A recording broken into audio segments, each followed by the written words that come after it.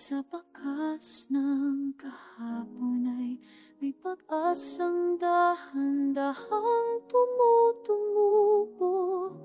Ang tinig ng pamiyak mula sa malayon siyang nagtutulak sa kaniya tungo sa mas na bukas.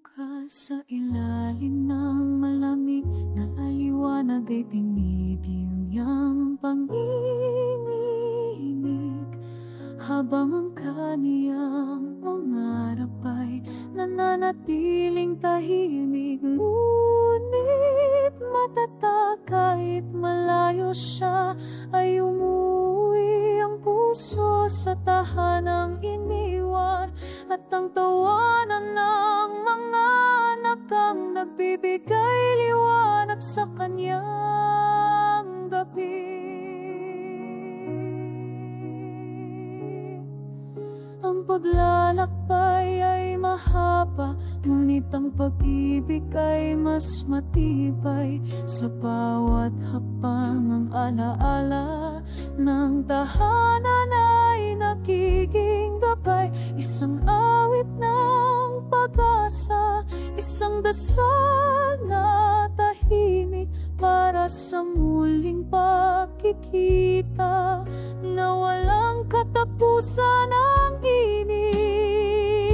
Sa puso ng amang pag-ibig ay walang hanggan, isang pelikula ng buhay puno ng sakripisyo at tagumpay. Ang bawat patag ng luhay nagiging telas ng pagmamahal.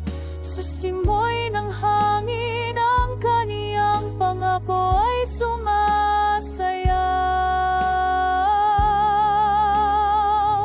At kapag muli nilang tinlang ang pangalan ng isa't isa, ang paglalakbay ng ama ay nagiging isang mainit na yakap, at ang pag-ibig na nagpalakas sa kanya ay magiging liwanag na yayakap sa buhay.